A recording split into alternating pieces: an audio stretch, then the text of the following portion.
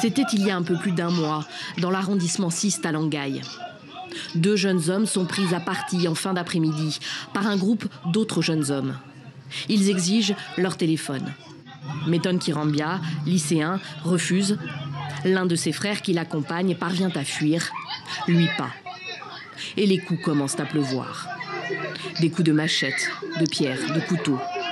Les riverains regardent, certains filment, personne n'ose intervenir. Meton Kirambia est laissé pour mort. Le jeune homme a survécu, miraculeusement. Il a passé près d'un mois à l'hôpital. Aujourd'hui, il est incapable de raconter ce qui lui est arrivé. Il ne parvient toujours pas à remarcher. Sa vie s'est arrêtée. C'est son frère aîné qui parle pour lui. Je viens souvent le voir parce qu'il faut le réconforter, il ne faut pas qu'il soit seul, il doit être accompagné. Donc je suis souvent ici et là. Je n'ai pas de mots, C'est dit à l'intérieur de moi, je n'ai pas de mots à dire. C'est grave.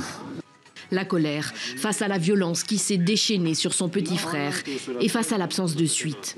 Une enquête a été ouverte, mais la famille n'a aucune nouvelle de la police. Les bébés noirs, comme on les surnomme ici, terrorisent les habitants des quartiers périphériques de Brazzaville et d'autres villes congolaises. De jeunes délinquants, souvent drogués, qui volent, poignardent, tuent, violent, pour 3 fois rien. La police est accusée de passivité. Ce jour-là, elle a à cœur de présenter à la presse une quinzaine de bébés noirs, récemment arrêtés. Vous avez devant vous des enfants. Ce sont des enfants qui sont supposés être encore sous le toit des parents. Il y a une démission des parents. Curieusement, tout le monde s'en plaint. Tout le monde se plaint du phénomène de bébé noir. Mais en amont, nous parents, qu'est-ce que nous faisons? Ce n'est pas un problème de la police. C'est un problème transversal. Aller au-delà de la répression, qui reste aujourd'hui la seule réponse des autorités face au phénomène.